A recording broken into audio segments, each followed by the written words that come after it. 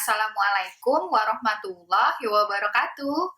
Bertemu kembali di YouTube channel Anhar Gonggong bersama saya Nian Anhar dan juga Ayah. Untuk episode kali ini kita akan mendengarkan kisah dari periode demokrasi terpimpin yang merupakan kelanjutan dari demokrasi liberal yang sudah berhenti di tahun 1959.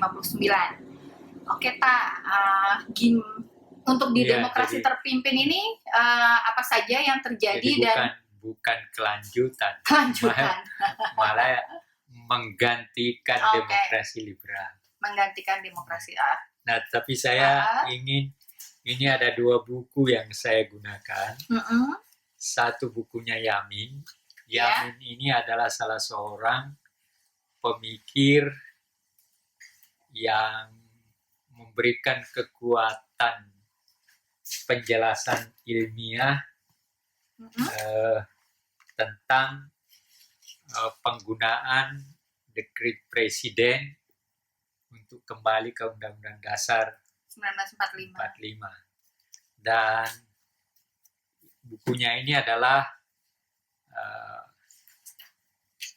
pembahasan Undang-Undang Dasar Republik Indonesia oleh Muhammad Yamin.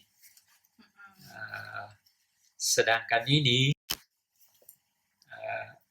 adalah judulnya 7 bahan-bahan pokok indoktrinasi.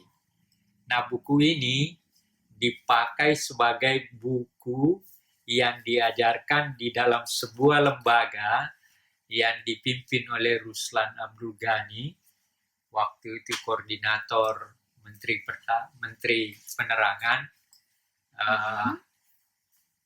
dan waktu itu ada sebuah lembaga yang bernama Dewan Pembina Jiwa Revolusi. Dewan Pembina Jiwa Revolusi. Atau bukan dewan, mungkin saya lupa.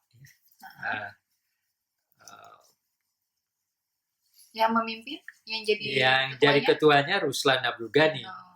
Dan sebenarnya lembaga ini sama dengan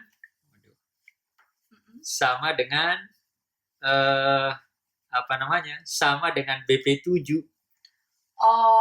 Lembaga indoktrinasi. Lembaga indoktrinasi Manipol Usdek. Pembina Jiwa Revolusi. Manifestasi politik. Ya, ini jadi bahannya ini. Jadi kalau orang masuk semacam BP7 dulu kan pegawai negeri ini juga sama. Tapi orang yang masuk di badan pembina Jiwa Revolusi itu adalah yang dianggap kader-kader partai, kader-kader revolusi. Gitu. Bahannya adalah ini, dan ini semua adalah pidato-pidato Presiden Soekarno, macam-macam juga tentang amanatnya, ada amanat ketika merancang pembangunan semesta berencana dan sebagainya. Itu bukunya ini.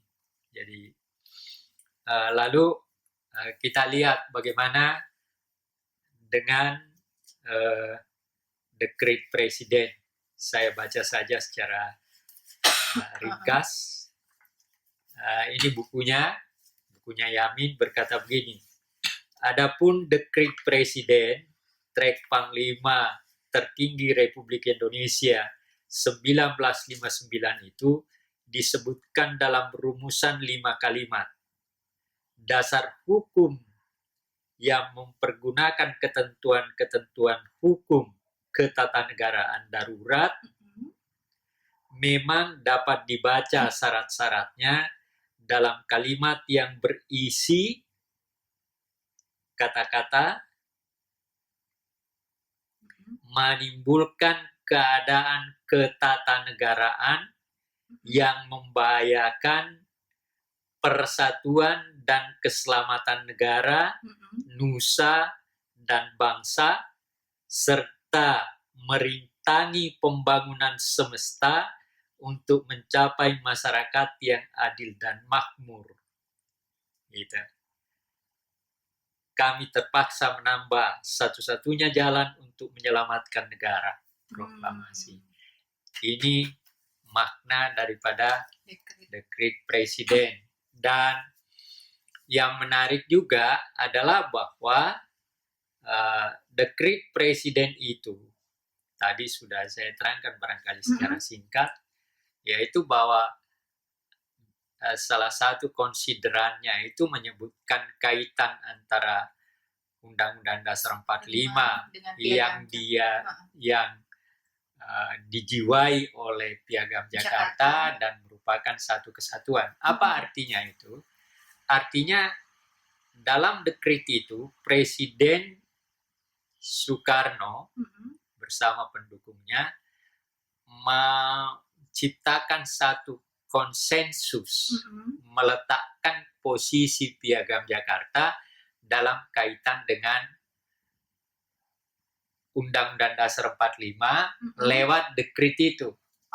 Nah, dengan mencantumkannya. Jadi kan ada Undang-Undang Dasar 45 yang mau diberlakukan kembali, lalu kemudian untuk kembalinya itu harus sebuah dekret, dan di dalam dekret itu digunakan kalimat yang menunjukkan bahwa Piagam Jakarta itu adalah merupakan atau menjiwai dan menjadi satu kesatuan dari konstitusi. Jadi artinya umat Islam diterima posisinya dengan Piagam Jakarta, tetapi Undang-Undang Dasar 45 diperlakukan juga kembali, dan itu artinya apa? Untuk seluruh bangsa. Nah, jadi ya ada konsensus di situ. Hebatnya bangsa Indonesia adalah itu, selalu mampu mencapai konsensus di tengah perbedaan yang cukup signifikan. Nah, iya. Nah, lalu kemudian setelah Bung Karno mengeluarkan dekret itu, tanggal 5 Juli, tentu macam-macam terjadi.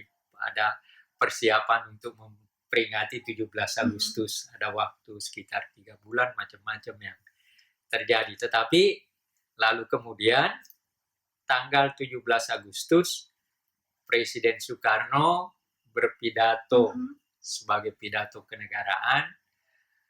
Judul pidatonya adalah Penemuan Kembali Revolusi Kita.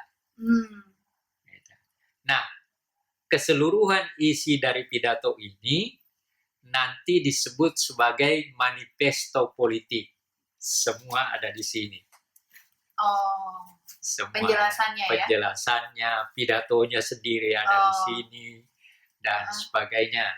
Lalu kemudian nanti juga dilanjutkan dengan setelah penemuan kembali revolusi kita, maka pada tahun 60 Presiden Soekarno berpidato lagi dengan judul Jalannya Revolusi Kita. Gitu. Jadi bersambung seperti itu. Nah, banyak hal yang dilakukan dalam periode sekitar 5 tahun lah. Karena kan G30S terjadi 65, walaupun Presiden Soekarno itu masih presiden sampai 67, 2 tahun, tapi itu masa transisi di mana beliau sebenarnya kekuasaannya mulai dipreteli oleh para pendukung Orde Baru. Gitu. Jadi terjadilah macam-macam hal yang dirumuskan kembali, dilakukan perubahan-perubahan, antara lain yang diciptakan nanti adalah pidatonya tanggal 17 Agustus itu dijadikan sebagai sesuatu dokumen penting yang menjadi landasan dalam proses menjalankan demokrasi terpimpin dan ekonomi terpimpin. Dirinci. Jadi isi pidato presiden tanggal 17 itu dirinci sedemikian rupa oleh Dewan Perwakilan, bukan Dewan Perwakilan, DPA, Dewan Pertimbangan Agung. ketuanya waktu itu ketuanya Soekarno, wakil ketuanya Ruslan Abdul-Ghani, ya, dirinci itu, di sana dirinci. Tetapi lalu kemudian dalam prosesnya, tapi yang pertama kali harus diingat, begitu Soekarno dapat kuasa sebagai presiden sekaligus kepala pemerintahan, berdasarkan Undang-Undang Dasar 45, maka yang pertama kali dia lakukan adalah Irian Barat harus menjadi bagian dari Republik. Gitu. Kalau perlu dengan perang, kalau kita gagal dengan diplomasi dengan perang, makanya dipersiapkanlah perang itu, dan di situ tampilnya lagi Pak Harto. Karena Pak Harto diangkat sebagai, waktu itu kalau tidak salah pangkatnya masih Letnan Jenderal, lalu kemudian diangkat sebagai Panglima Komando Mandala yang pusatnya di Makassar. Nah, di situ ada wakilnya Sudomo, ada wakilnya Tahir, segala macam. Nanti yang orang-orang ini yang dipakai ketika itu. Yusuf sebagai Panglima Kodam 7 di Sulawesi Selatan ketika itu. Nah, lalu tapi di tengah-tengah itu nanti akan terjadi macam-macam konflik juga. Karena apa? Presiden Soekarno merumuskan kembali idenya yang ditulis pada tahun 1926 yang berjudul Nasionalisme, Islamisme, dan Marxisme. Nah, ini kembali nanti dirumuskan menjadi Nasakom dan menjadi ideologi.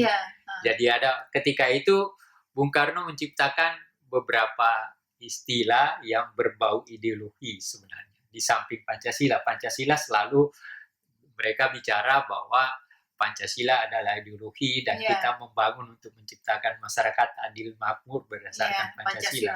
Tapi di balik itu, Bung Karno merumuskan idenya yang tahun 26 menjadi ideologi juga, Nasakom.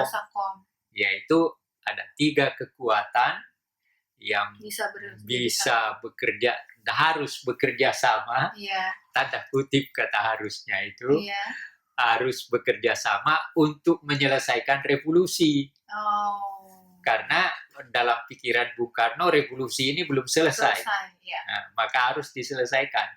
Nah, dalam pengertian inilah nanti PKI akan selalu sangat dekat dengan Bung Karno untuk kepentingan ideologi tadi, Nasakom itu ya. Dia gunakan Nasakom itu. Dia gunakan Nasakom itu untuk selalu mendekat dengan Bung Karno dalam pengertian itu. Dan itu nanti yang menjadi bagian dalam proses terjadinya G30S. G30S PKI tahun 65. Nah, diciptakan juga di samping Nasakom ada juga lagi Sosialisme Indonesia. Sosialisme Indonesia. Ya, jadi masyarakat yang mau diciptakan itu adalah masyarakat sosialis, masyarakat yang gotong royong dan sebagainya. Ya, diciptakanlah itu. Jadi lalu kemudian demokrasi terpimpin ini harus dirumuskan bahwa sebuah demokrasi harus ada pemimpinnya dan segala macam, dan yang dianggap dalam pengertian itu maka Bung Karno dijadikan pemimpin besar revolusi, istilah yang digunakan itu. Saya tidak tahu siapa yang memberikan istilah itu tapi revolusi. Dalam salah satu biografi saya tidak tahu apakah itu benar, valid atau enggak, tapi tokoh itu tokoh besar memang, ditulis bahwa ketika itu dialah yang menggunakan istilah itu dalam satu rapat di DPA, karena dia anggota DPA. Di Bung Karno tujuannya untuk melawan PKI menurut tokoh yang bersangkutan. Jadi Bung Karno diangkat diberi gelar itu tujuannya justru untuk melawan PKI. Menurut dia yang katanya memberikan sebutan itu ya. Sebutan itu seperti itu. Jadi tetapi di persoalan kemudian macam-macam kembali ke bagaimana orang menggunakan isu kembali ke mengambil Irian Barat itu. Itu salah satu isu besar yang digunakan semua orang jor-joran. Di samping itu juga orang menciptakan macam-macam. Ada surat kabar yang menunjukkan bagaimana PKI tiap kali menggunakan istilah jor-joran manipolis. Karena pidato Bung Karno 17 Agustus penemuan kembali revolusi kita itu dirumuskan menjadi manifesto politik dengan rinciannya. Nah, itulah yang disebut manipol. Nah, lalu jadi manipol itu dari manifesto politik. Manipol itu dari manifesto politik. Dari mana itu adalah rincian dari pidato Bung Karno tanggal 17 Agustus 1959. Dan digabung lagi manifesto politik, manipol Usdek. Usdeknya itu Undang-Undang Dasar 45, sosialisme Indonesia, demokrasi terpimpin, ekonomi terpimpin, kepribadian Indonesia. Itu Usdek. Jadi saya ulangi, ada manifesto politik, isinya adalah rumusan atau rincian dari isi pidato Bung Karno. Di situ ada musuh-musuh revolusi, tujuan dan segala macam lah di situ, di dalam situ. Lalu kemudian manifesto politik ini selalu dikaitkan lagi dengan Usdek. Usdek itu U-nya itu Undang-Undang Dasar 45, S-nya itu Sosialisme Indonesia, D-nya itu Demokrasi terpimpin, Ekonomi terpimpin, dan Kepribadian Indonesia. Jadi kayak gitu. Lalu Ruslan Abdul Ghani di samping posisinya sebagai Menko Penerangan juga adalah ketua dari Badan Pembina Jiwa Revolusi yang melakukan penataran atau bukan penataran istilahnya. Kalau waktu zaman Soeharto kan penataran. Nah, zaman Pak Presiden Soekarno istilahnya ada bukan indoktrinasi. Jadi istilahnya indoktrinasi manipol Usdek. Badan yang pelaksananya adalah Badan Pembina Jiwa Revolusi. Di bawah Departemen Penerangan. Ketuanya Ruslan Abdul Ghani. Nah, Ruslan Abdul Ghani ketika itu senang sekali kalau disebut Jubir Usman. Apa tuh? Ada singkatannya? Ada. Usmannya apa? Usdek Manipol. Jadi Ruslan Abdul Ghani itu disebut Jubir Usman. Juru bicara dari Manipol Usdek. Gitu. Itu. Jadi ya keadaan seperti itu waktu itu ya kayak gitu. Dan Ruslan Abdul Ghani memang banyak sekali pidatonya. Kemana-mana dia pidato tentang itu. Tetapi dalam persoalan selanjutnya kaitannya dengan kembali ke mengambil Irian Barat, persoalannya lembaganya ada, yaitu Komando Mandala. Tapi kalau mau perang kan harus punya senjata. Nah, tentu kita nggak punya. Tentu kita mencari dari mana. Negara Barat tidak ada yang mau kasih. Nah, terpaksa lewat negara Timur yang komunis, lewat Uni Soviet, lewat Ceko atau Eropa Timur, semuanya oleh karena itu semua persenjataan kita yang utama ketika kita mau mengambil Papua atau Irian Barat dengan perang, senjatanya semua dari Uni Soviet dan Eropa Timur. Kita dikasih kapal selam, kita dikasih pesawat terbang, segala macam. Dengan cuma-cuma tuh? Enggak, utang. Lalu ada cerita dalam bukunya Nasution. Jadi Nasution memimpin delegasi, lalu ketemu dengan Perdana Menteri Khrushchev. Gitu. Ada bukunya, salah satu buku Nasution. Jadi dalam rapat gini, Nasution mimpin, lalu dia katakan, ya dengan hormat kami terpaksa meminjam. Ada komentarnya Khrushchev, kita tahu kok.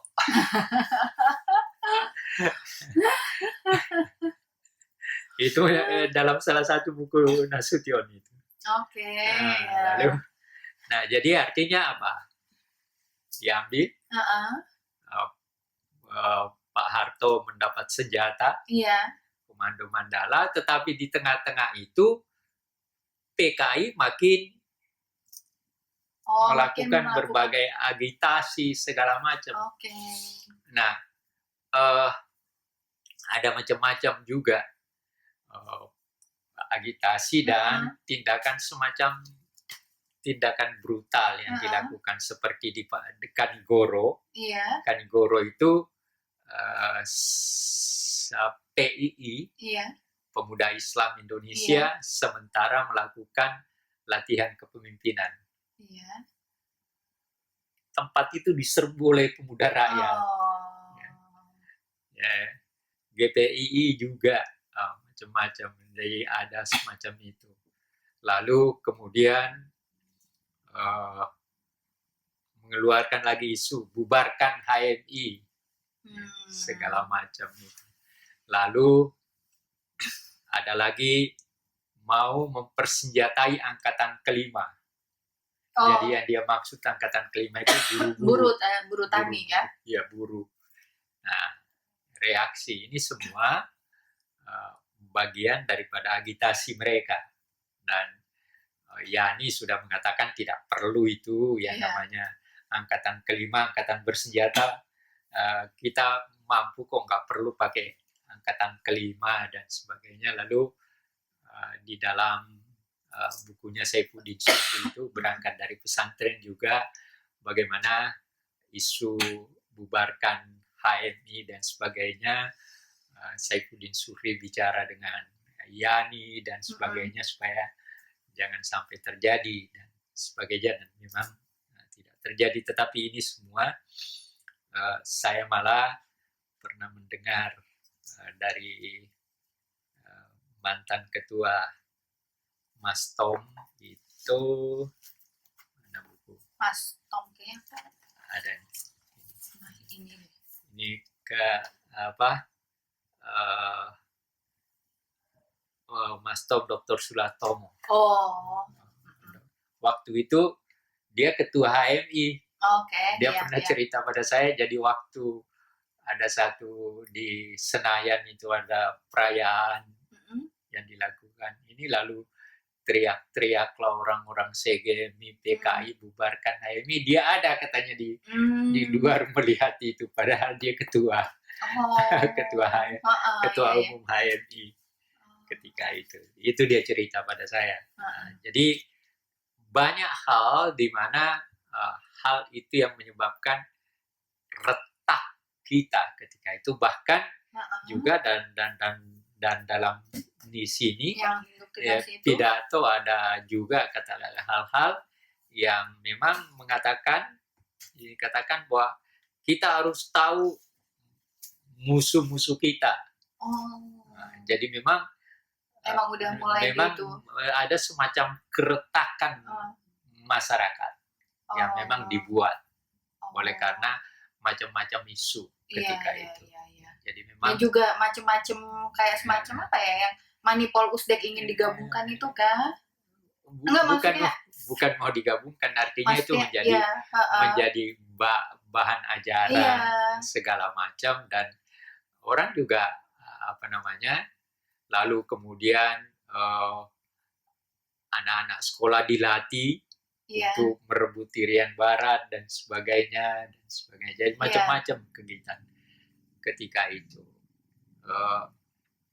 Jadi suasana periode itu memang sangat-sangat apa namanya, meretakkan masyarakat, bukan hanya.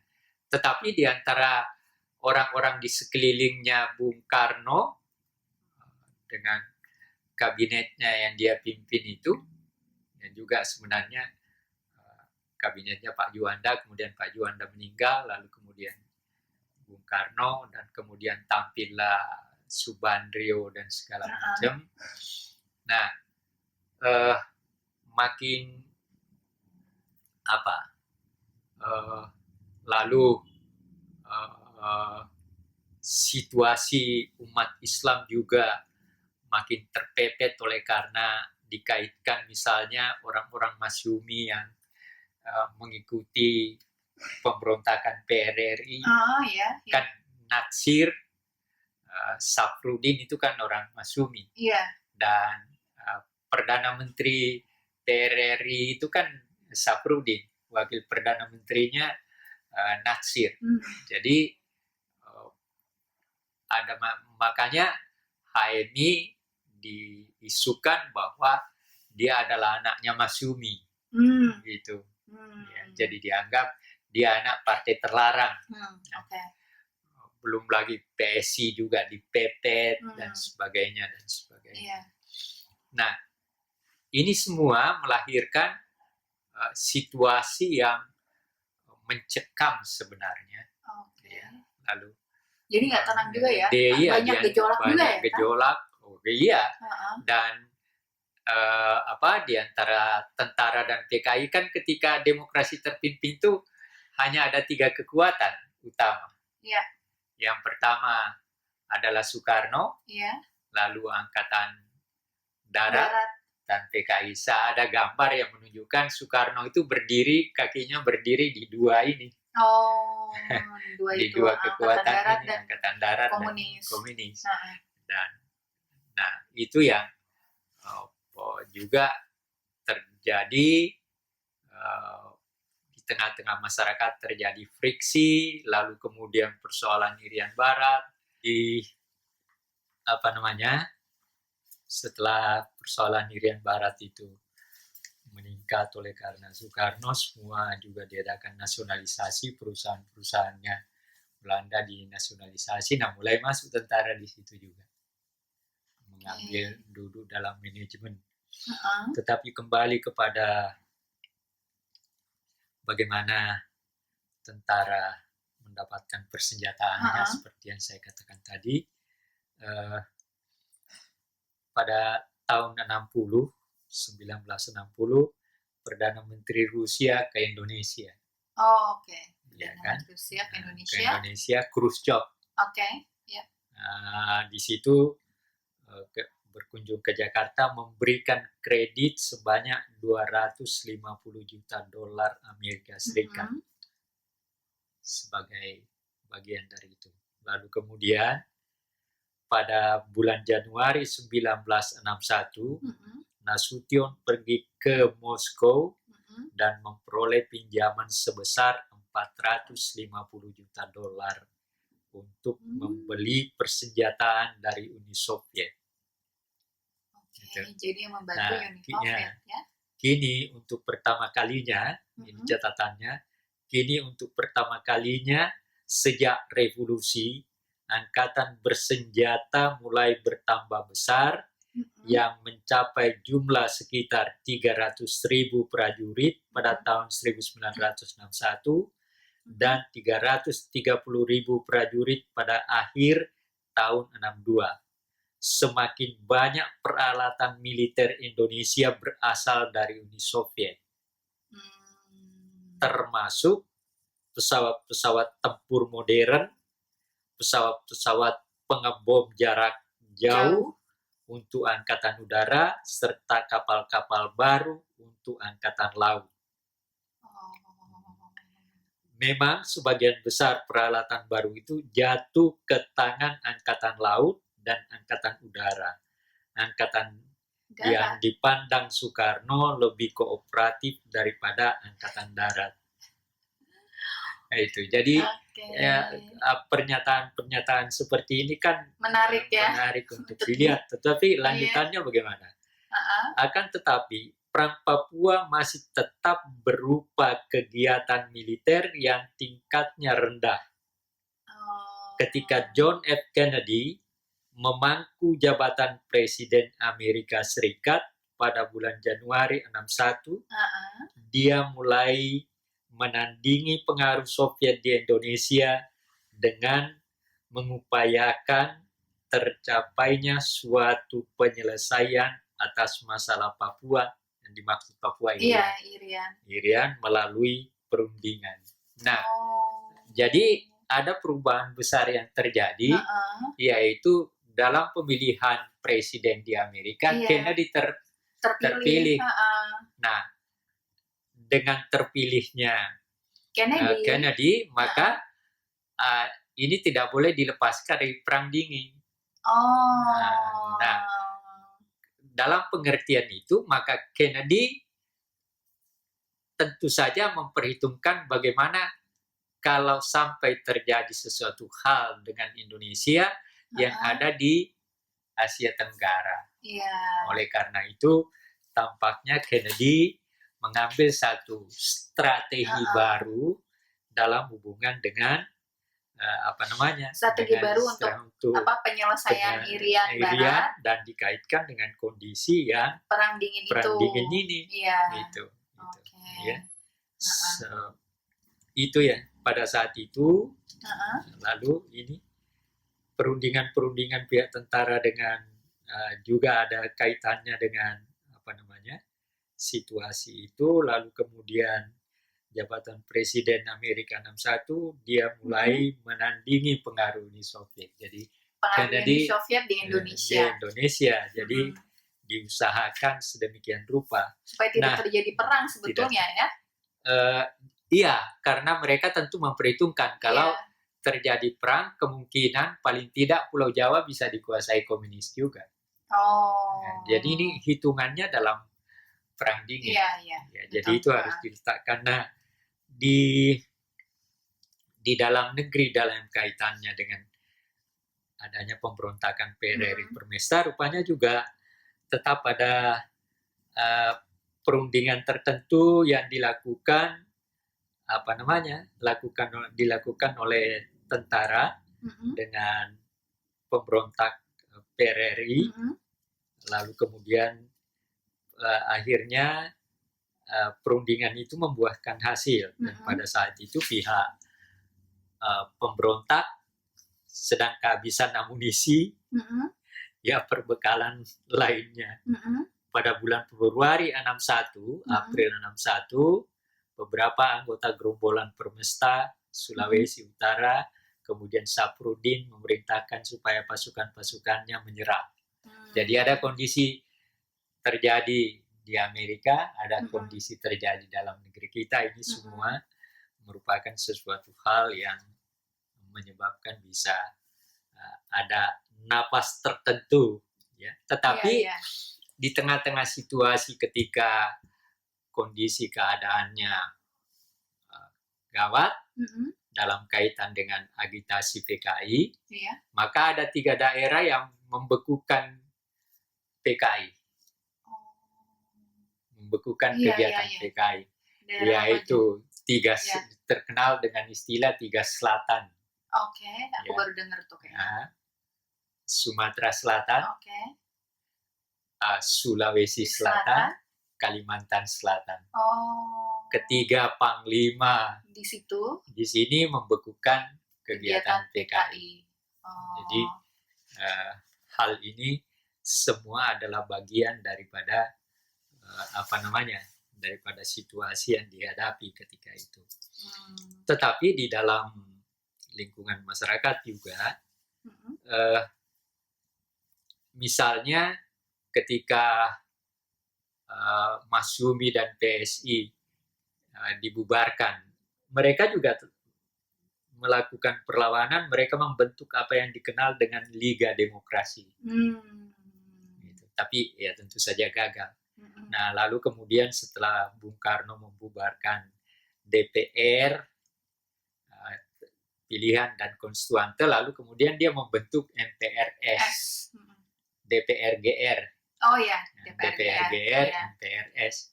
Nah, disitulah dalam kaitan dengan posisi Nasakom, lalu kemudian orang PKI ada yang duduk di DPRGR sebagai wakil ketua, Aidit duduk sebagai wakil ketua MPRS. Nah, tetapi sebenarnya orang yang duduk dalam Nasakom ini sebenarnya adalah orang-orang yang berkelahi. Ketua MPRS-nya adalah Hairul Saleh. Hairul Saleh ini orang Murba berkelahi dengan Aidit. Malah saya pernah dengar, tidak tahu benarnya, bahwa dalam satu sidang Hairul Saleh sampai menempeleng Aidit. Saya nggak tahu apa benar, saya pernah dengar itu. Tapi terlepas dari itu, yang terjadi adalah terjadi konflik di antara orang-orang Soekarno. Menjadi persoalan adalah ketika Dewan Revolusinya untuk diumumkan, ternyata Soekarno nggak ada, seakan-akan nggak punya kedudukan di situ. Tapi yang lain-lain didudukan, walaupun mereka nggak ngerti. Beberapa gubernur namanya disebut, Andi Rifai dari Sulawesi Selatan, siapa lagi disebut, semua nama-nama itu, padahal orang-orang ini nggak ngerti. Gitu. Jadi terjadilah, tetapi yang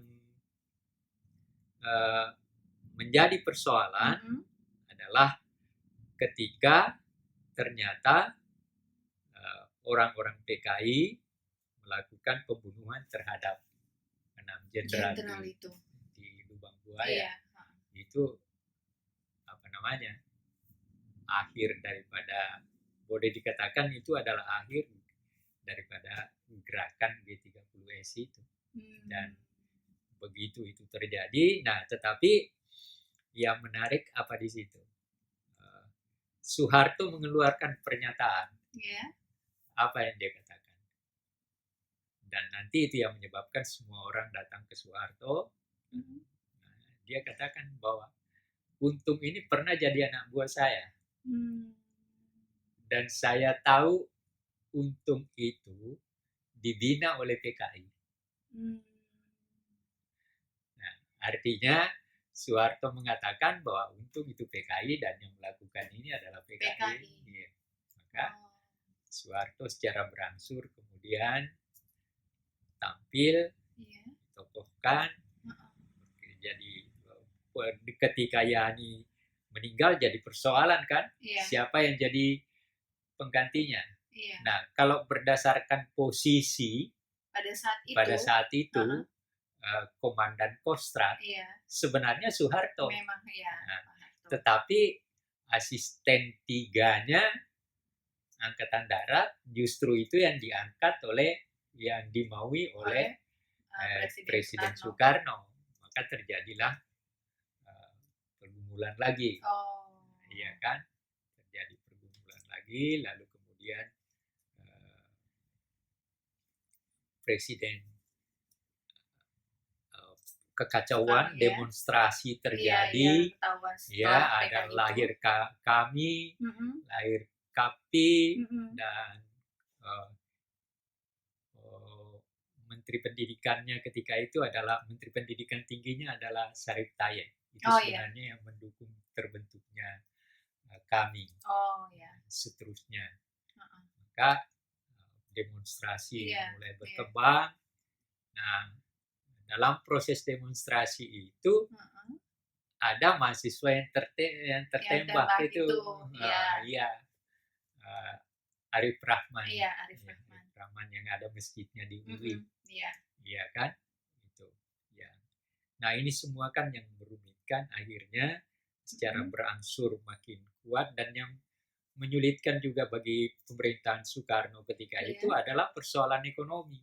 dia tidak bisa mengendalikan ekonomi. Terjadi inflasi juga ya? Iya, terjadi inflasi, lalu tiap hari apa namanya, harga naik, iya. bahkan dia mengumumkan siapa yang siapa yang bisa memulihkan ekonomi, saya angkat dia menjadi menteri ekonomi. Banyak orang yang ini, tapi nggak ada juga. Tapi dalam proses itu Bung Karno melakukan macam-macam reshuffle juga, bahkan menteri kabinetnya pernah sedemikian banyak. Dalam bukunya Saifuddin Suhri juga diceritakan bagaimana ketika itu reshuffle, dia diangkat sebagai Menko Agama, lalu mengangkat sekian banyak menteri yang di bawah koordinasinya, ada hubungan agama dan DPR segala macam lah. Lalu dikenallah kemudian menteri kabinet 100 menteri. Nah, sementara situasi berkembang, lalu kemudian mahasiswa Angkatan 66 yang kemudian dikenal dengan diberi nama Angkatan 66 menuntut 3 hal. Yang dikenal Tritura itu. 3 tuntutan rakyat. Yang pertama, turunkan harga. Yang pertama sebenarnya bubarkan PKI, turunkan harga, reshuffle kabinet. Nah, itu prosesnya. Nah, situasi makin kacau, lalu rupanya Pak Harto, ini singkatnya, Pak Harto melihat bahwa keadaan yang kacau ini harus segera diselesaikan lah, dicari itu ya. Lalu kemudian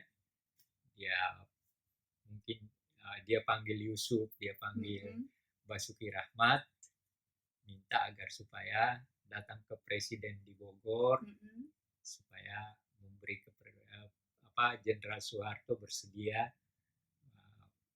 menyelesaikan persoalan-persoalan ini, ketertiban ini, tapi dia harus mendapat mandat dari Presiden. Lahirnya Super Semar itu.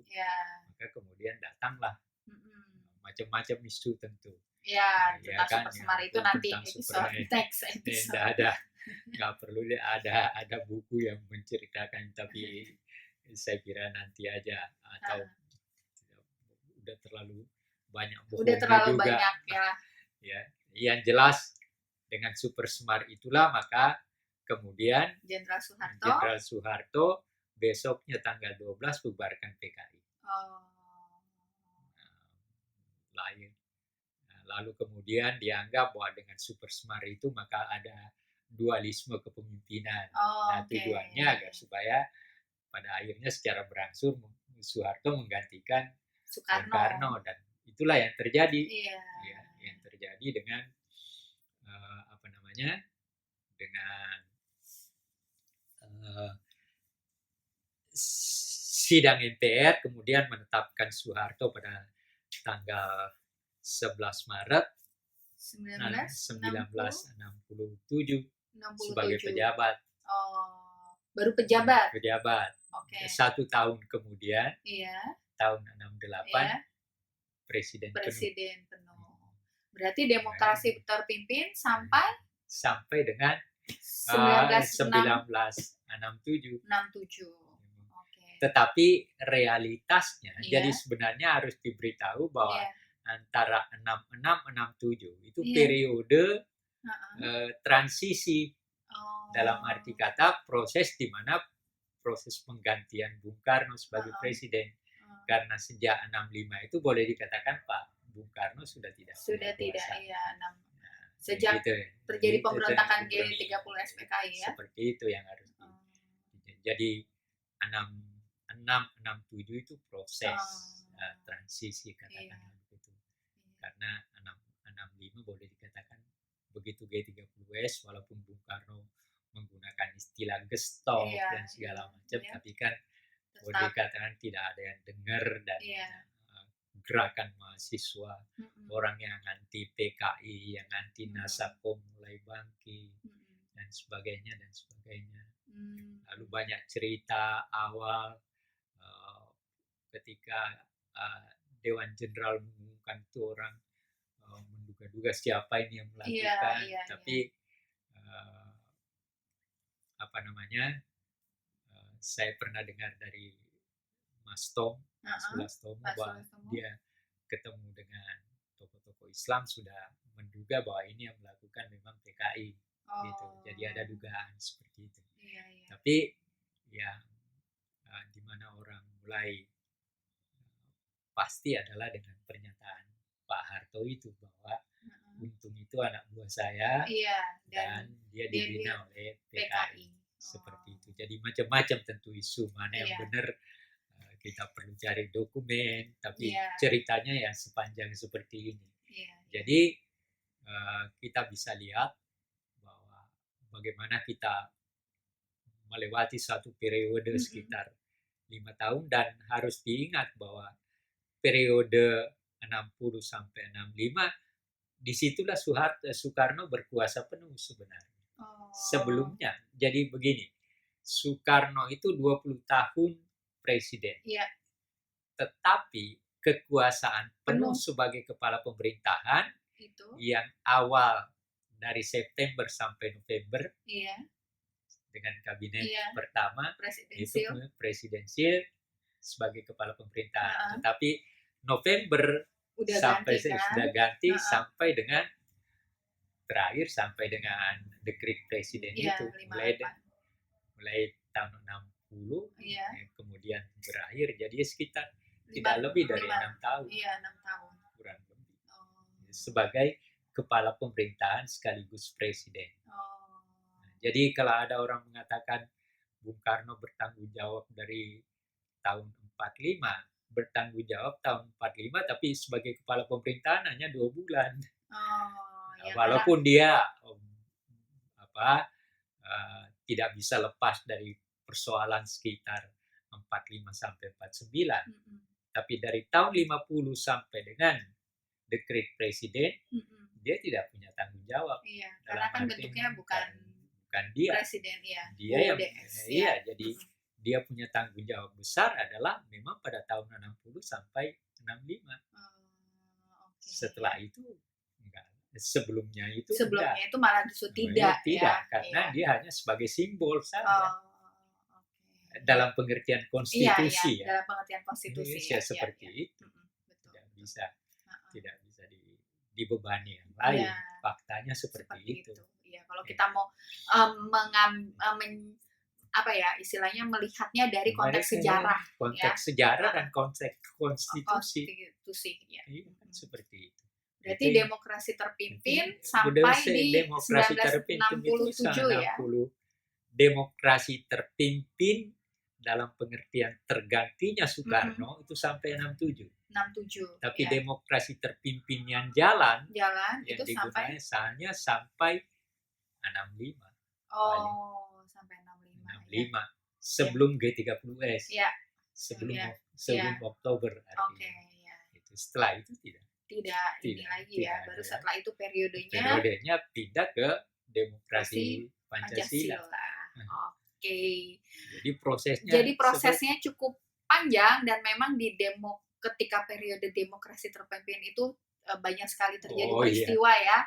Nanti mungkin akan bisa dipecah-pecah, tetapi kita sudah mendengarkan tentang bagaimana demokrasi terpimpin selama periode Presiden Soekarno, dan kemudian di tahun 1967 ya, kalau secara konstitusi ya, itu berakhir, dan kemudian dilanjutkan nanti dengan demokrasi Pancasila. Nah, untuk tahu bagaimana demokrasi Pancasila bisa disaksikan di episode selanjutnya. Untuk episode kali ini tentang demokrasi terpimpin, Ayah sudah banyak menjelaskan, dan terima kasih sudah menyimak video YouTube channel Anhar Gonggong, dan jangan lupa like, subscribe, dan share ke media sosial supaya lebih banyak yang bisa tahu dan belajar tentang sejarah dari, kalau bisa dibilang, Ayah mau dibilang ahli apa enggak sih? Enggak ya, enggak pernah mau dibilang pakar. Oke, ya bisa tahu sejarah dari orang yang suka belajar sejarah dengan cara yang menyenangkan. Oke, terima kasih, sampai jumpa, dah. Terima kasih.